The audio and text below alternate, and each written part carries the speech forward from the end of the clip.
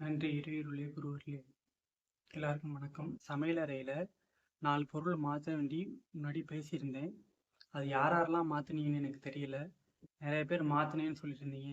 நீங்கள் யாரெல்லாம் மாற்றிருந்தீங்களோ எனக்கு கமெண்டில் சொல்லுங்கள். நீங்கள் எத்தனை பேர் மாற்றிருக்கீங்கன்னு நான் பார்க்குறேன். என்னென்ன சொல்லியிருந்தேன், மார்க்கெட்டில் விற்கிற ஆயிலை வாங்காமல் நம்ம மரச்சக்கிலையோ இல்லை நம்மளே போயிட்டு பொருளை வாங்கி ஆட்டியோ எண்ணெய் பயன்படுத்தணும்னு சொல்லியிருந்தேன். அது ஒன்று. ரெண்டாவது உப்பை நம்ம வெயிலில் காய வச்சு பொடிச்சு, கல் உப்பு வாங்கி அதை வெயிலில் காய வச்சு பொடிச்சு யூஸ் பண்ணணும்னு சொல்லியிருந்தேன். கீரைகளை வச்சு கடாயில் வச்சு அந்த சாறை எடுத்தும் பயன்படுத்தலாம்னு சொல்லியிருந்தேன். அது 2. வெள்ளைச்சர்க்கரையை மாற்ற சொல்லி பேசியிருந்தோம்.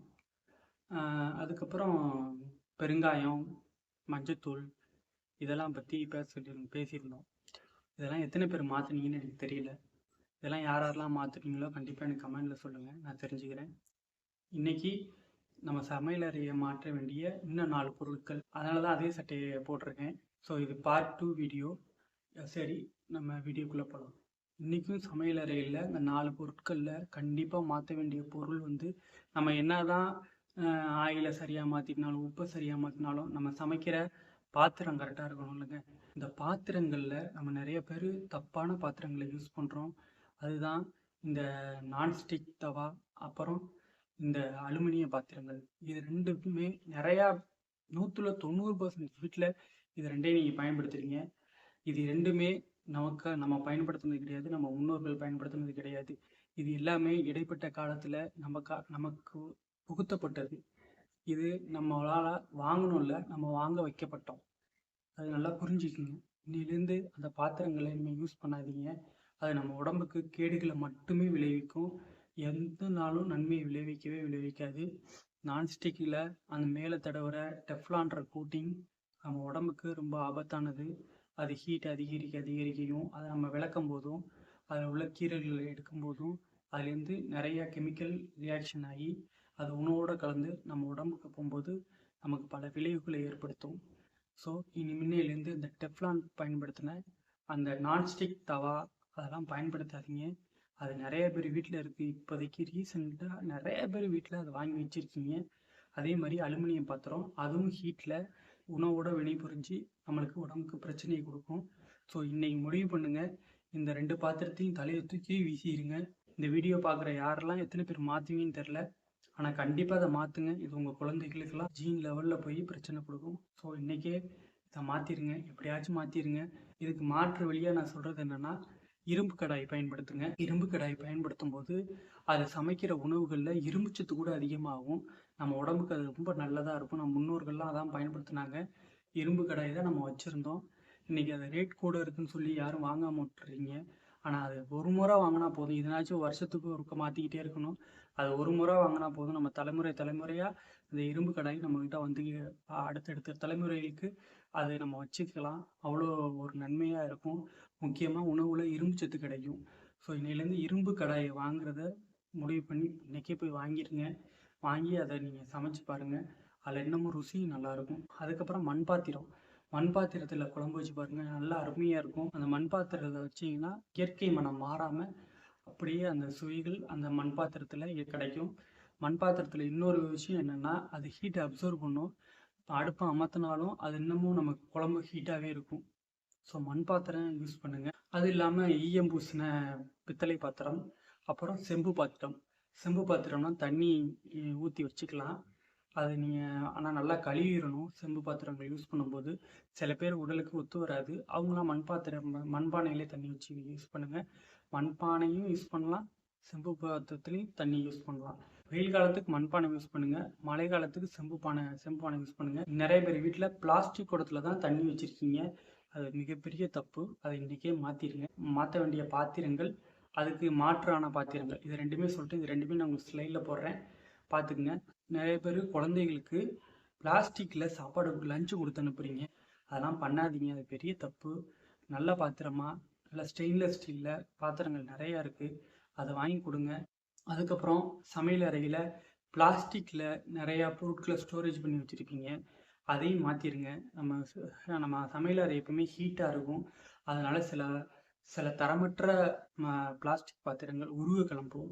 ஸோ அதையும் மாற்றிடுங்க. இது மாதிரி பிளாஸ்டிக்கில் கரண்டிகள் யூஸ் பண்ணாதீங்க. அந்த கரண்டிகள் வந்து குழம்பு கிண்டுறதுக்கெல்லாம் எதுக்குமே யூஸ் பண்ணாதீங்க. சில பேர் அப்ளை பண்ணுறதுக்கு நீங்கள் அந்த லப்பர் கரண்டியை வச்சு பயன்படுத்துறீங்க. அதெல்லாம் பயன்படுத்தவே கூடாது. இன்னிலேருந்து அதையும் மாற்றிடுங்க. அடுத்து அதான் நம்ம நல்ல பாத்திரத்தில் சமைச்சாலும் அதை கழுவணும்ல. அதை நம்ம கழுவுறதுக்கு என்ன யூஸ் பண்ணுறோம் பார்த்தீங்களா? கெமிக்கல் யூஸ் பண்ணிகிட்டு இருக்கோம். நிறைய பேர் வீட்டில் இந்த மஞ்சள் கலரும் பச்சை கலர்லையும் ஒரு கெமிக்கலை தான் யூஸ் பண்ணிட்டு இருக்கீங்க. அது நம்ம உடம்புக்கு எவ்வளோ பெரிய ஆபத்து ஏற்படுத்தும் தெரியுமா? என்னதான் அதை கழுவுனாலும் நீங்கள் அதை கழுவி முடிச்சுட்டு தண்ணியில் அலசின பிறகு அதை மோந்து பாருங்களேன், அந்த லிக்விடோட வாசம் நல்லா தெரியும். அந்த லிக்விடு அப்படியே அந்த மேலே கோட்டிங்கில் அந்த லிக்விட் படிஞ்சே இருக்கும். அது திருப்பி நம்ம உணவு சமைக்கும்போது நம்ம பரிமாறும் போது அந்த உணவை அந்த தட்டில் போடும்போது அதில் உள்ள ஹீட்டில் அந்த கெமிக்கல் ரியாக்ஷன் அந்த உணவோட ரியாக்ஷன் ஆகிடும். அதைத்தான் நம்ம சாப்பிட்டுக்கிட்டு இருக்கோம்.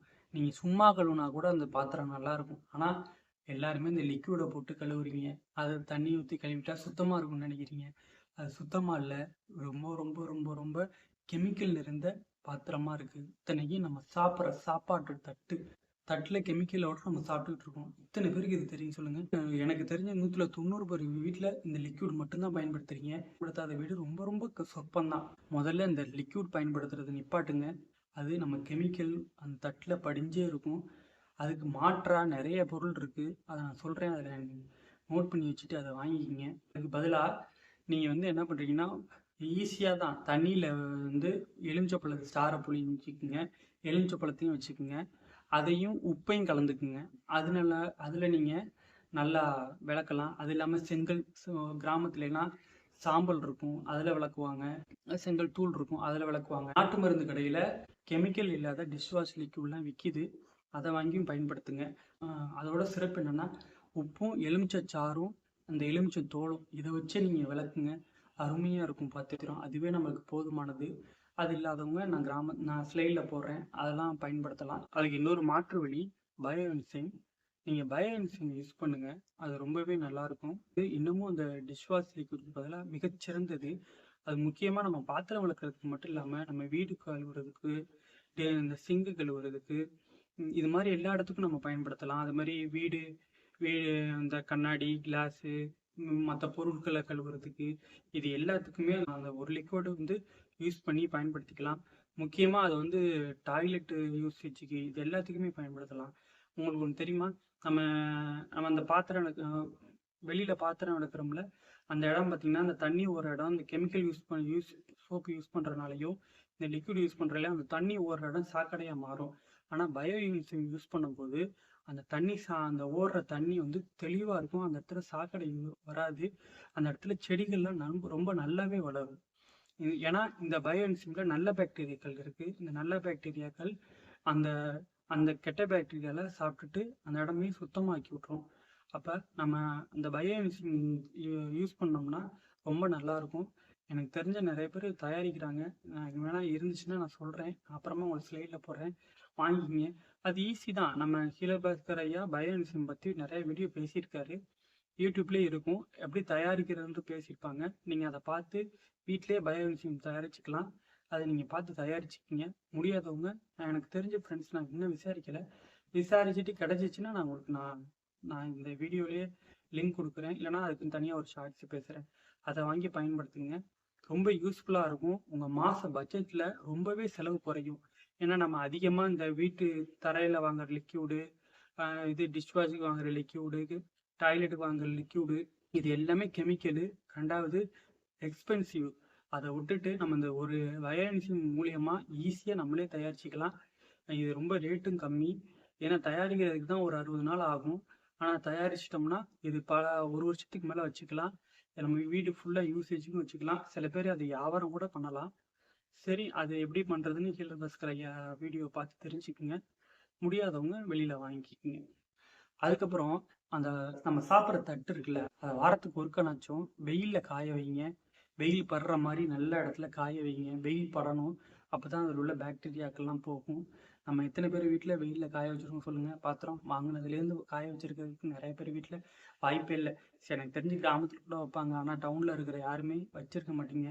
வீட்டு மாடியில் கொண்டு போய் வாரத்துக்கு ஒருக்கனாச்சும் நம்ம ஞாயிற்றுக்கிழமை எப்போ எல்லார் வீட்லேயும் நான்வெஜ் தான் சமைப்பீங்க. அன்னைக்கு கழுவிட்டு கொண்டு போய் வெயிலில் காய வைங்க.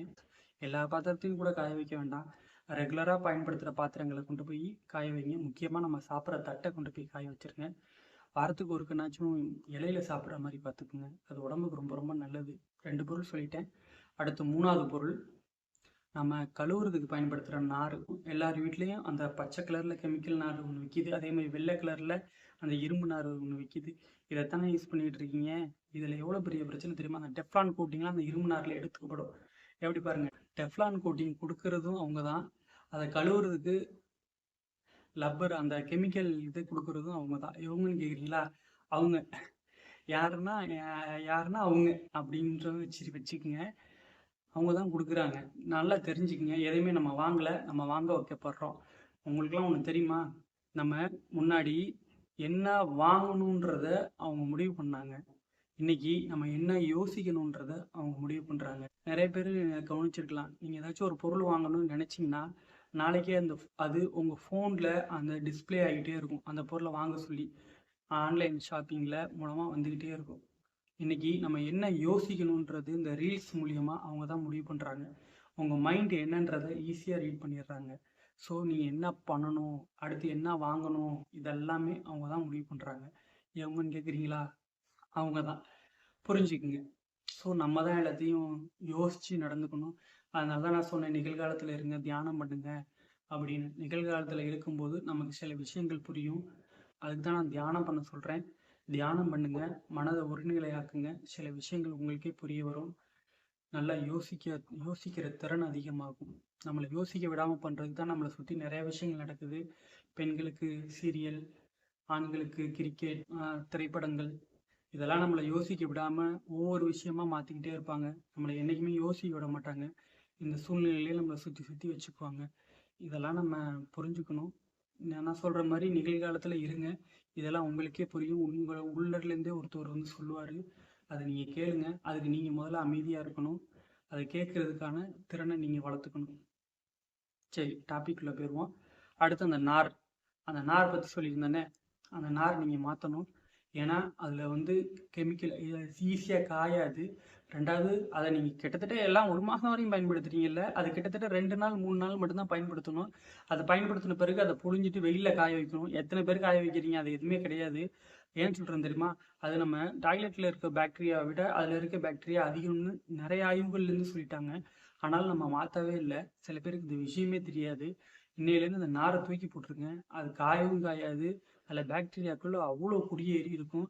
அதைத்தான் திருப்பி நம்ம தட்டில் போட்டு கழுவுறோம். அதைத்தான் திருப்பி நம்ம சாப்பிட்றோம். அப்போ இவ்வளோ நாள் எவ்வளோ தப்பு பண்ணிக்கிட்டு இருக்கணும் நீங்களே யோசிச்சுக்கோங்க. அது இன்றைக்கே மாற்றிருங்க. அதுக்கு மாற்று வழி நிறையா இருக்குது. நம்ம தேங்காய் உடைக்கிறோம்ல, தேங்காய் நார் எடுத்து யூஸ் பண்ணுங்கள். அதான் நம்ம முன்னெல்லாம் யூஸ் பண்ணிகிட்டு இருக்கோம். தேங்காய் நார் அருமையாக இருக்கும். அதை ஒரு நாள் யூஸ் பண்ணிட்டு மறுநாள் யூஸ் பண்ணலாம். அதில் சீக்கிரம் தண்ணி காஞ்சிரும். அதை 2 நாள் யூஸ் பண்ணிட்டு தூக்கி போட்டுடலாம். ஒன்றும் செலவு இல்லை. அது இல்லாமல் அந்த ஸ்க்ரப்பர் நிறையாவே நாட்டு மருந்து கடையிலலாம் நிறைய விற்கிது. அதேமாதிரி இப்போ மார்க்கெட்டில் எல்லா மார்க்கெட்லேயுமே அந்த நார் வச்சு செய்கிறது நிறையா வந்துடுச்சு. வெள்ளரி நாரில் எல்லாம் செய்கிறதெல்லாம் நிறையா இருக்குது. அது மாதிரி வாங்கி பயன்படுத்துங்க. இந்த கெமிக்கல் நாரும் அந்த கெமிக்கல் நாரும் அந்த இரும்பு கம்பியும் வேண்டாம். அது எல்லாமே பிரச்சனைகள் கொடுக்கும். 3 விஷயம் சொல்லிட்டேன். அடுத்து கடைசி, கட்டர் போர்டு. நம்ம காய்கறி விட்டுறோம்ல, அந்த போர்டு வந்து கலர் கலராக இருக்குன்னு சொல்லிட்டு பிளாஸ்டிக்கில் வாங்கி அதை யூஸ் பண்ணுறீங்க. இப்போ கொஞ்சம் பேர் வீட்டில் மாற்றிட்டீங்க. ஆனால் நிறைய பேர் வீட்டில் இன்னமும் அந்த பிளாஸ்டிக் கட்டர் போர்டு தான் இருக்குது. அதை வச்சுக்காதீங்க. கிட்டத்தட்ட வருஷத்துக்கு நம்ம 500 கிராம் பிளாஸ்டிக் அது மூலிமா தின்னுக்கிட்டு இருக்கோம்னு ஆய்வுலேருந்து சொல்கிறாங்க. நம்ம ஒவ்வொரு முறையும் காய்கறி எல்லாமே நம்ம இத்தனைக்கும் ஹெல்த்தியான ஸ்நாக்ஸ் சமைச்சு சாப்பிட்றோம்னு நினச்சி பிளாஸ்டிக்கை நறுக்கி சாப்பிட்டுக்கிட்டு இருக்கோம். நிறைய பேர் வீட்டில் இன்னமும் அந்த பிளாஸ்டிக் கட்டர் தான் வச்சுருக்கீங்க. அதை இன்றைக்கே மாற்றுங்க. அதுக்கு பதிலாக நிறையா மாற்று இருக்குது. ஸ்டெயின்லெஸ் ஸ்டீல் எல்லாம் இப்போ வந்திருக்கு.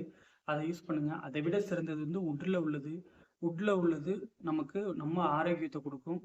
அது முக்கியமாக புளிய மரம், வேப்ப மரம், இதில் செய்கிறது, தேக்கு மரம், இதில் செய்கிறதெல்லாம் நம்ம உடம்புக்கு ஆரோக்கியத்தை கொடுக்கும். அதில் இயற்கையாகவே கிருமிகளோட சண்டை போடுறதுக்கான ஆற்றல் இருக்குது. ஏன்னா அந்த பிளாஸ்டிக் பொருளை நம்ம கீறுறோம் பார்த்தீங்களா, அதில் வந்து பாக்டீரியாக்கள் குடியேறும். ஏன்னா அந்த கீரலில் வந்து அந்த துளைகளில் அதிகமாக ஈரங்களும் படும். அதை திருப்பி நம்ம யூஸ் பண்ணும்போது கத்தி மூலியமாகவும் அந்த காய்கறி நறுக்கிறது மூலியமாகவும் அதை உணவில் சேர்ந்து நமக்கு பிரச்சனைகளை கொடுக்கும். 4 விஷயம் சொல்லிட்டேன். இதை இன்றைக்கே மாற்றுங்க. இன்னும் மாற்ற வேண்டிய பொருட்கள் நிறையா இருக்குது. உடனே சொன்னோன்னா பயந்துருவீங்க. கொஞ்சம் கொஞ்சமாக போவோம். இந்த 4 பொருளை மாற்றிடுங்க. இப்போவே வீடியோ எவ்வளோ நேரம் வந்திருக்குன்னு தெரில. இப்போ வீடியோ இன்னும் கொஞ்சம் கொஞ்சமாக சின்னதாக போடுறேன். பெருசாக போட்டால் திட்டுறாங்க நிறைய பேர், வளவலன்னு பேசுகிறேன்னு சொல்கிறாங்க. ஸோ நான் உங்களுக்கு ஷார்ட்டாக சொல்கிறேன். இந்த 4 விஷயத்த மாற்றிடுங்க, தயவு செஞ்சு மாற்றிடுங்க. அதுக்கப்புறம் நிறைய பேர் வீட்டில் வடிகட்டி இருக்குல்ல, அந்த ஃபில்டர் பண்ணுவோம்ல, அதை வந்து டீ வடிகட்டுறதுக்குலாம் அந்த பிளாஸ்டிக்கில் யூஸ் பண்ணிகிட்டு இருக்கீங்க. அப்படிலாம் யூஸ் பண்ணாதீங்க. ஸ்டெயின்லெஸ் ஸ்டீலில் வச்சு யூஸ் பண்ணுங்கள். பிளாஸ்டிக் வந்து வேறு ஹீட் இல்லாததுக்கு யூஸ் பண்ணிக்கோங்க. ஹீட்டில் யூஸ் பண்ணும்போது ஸ்டெயின்லெஸ் ஸ்டீல் தான் யூஸ் பண்ணணும், பிளாஸ்டிக் யூஸ் பண்ணாதீங்க. அது ரொம்ப தப்பான விஷயம். நீங்கள் டக்குன்னு கைக்கு கிடைக்கிறது அதான் நினச்சி நீங்கள் யூஸ் பண்ணிகிட்ருக்கீங்க. ரேட்டு கம்மியாக இருக்குன்னு நினச்சி யூஸ் பண்ணிகிட்ருக்கீங்க. நான் சொன்ன பொருட்கள்லாம் அதிகமாக இருக்குன்னு நினைக்காதீங்க. அதெல்லாம் ஒரு முறை வாங்கினா போதும். நான் திரும்ப திரும்ப சொல்கிறது தான், நல்ல பொருட்களுக்கு செலவு பண்ணுறத பெருசாக எடுத்துக்காதீங்க. ஏன்னா நாளைக்கு நம்ம மருத்துவமனையில் செலவு பண்ணுறது இதை விட அதிகமாக இருக்கும். ஸோ நல்ல பொருளுக்கு காசு கொடுத்து செலவு பண்ணுங்கள், தப்பு இல்லை. ஆரோக்கியத்துக்கு செலவு பண்ணுங்கள், தப்பு இல்லை. அதில் கஞ்சம் பிடிச்சிங்கன்னா அடுத்து நம்ம நிற்க போகிற இடம் மருத்துவமனையாக இருக்கும். இதெல்லாம் நான் கற்றுக்கிட்டது. இது உங்களுக்கு இதெல்லாம் பயன்படும்னு நினச்சி நான் சொல்கிறேன். ஒரு உங்கள் மகனா, உங்கள் நண்பனா நினச்சி, உங்கள் தம்பியா, உங்கள் அண்ணனா நினச்சி நான் சொல்கிறத ஏற்றுக்கிட்டு இதை உங்கள் வீட்டில் உடனே மாற்றுங்க. இந்த வீடியோ உங்கள் எல்லாருக்கும் பயனுள்ளதாக இருக்கும்னு நினைக்கிறேன். இந்த வீடியோ இதோட முடிஞ்சிருச்சு. அடுத்த வீடியோவில் பார்ப்போம். நல்லதே நினைங்க, நல்லதே பாருங்கள், நல்லதே நடக்கும். நன்றி.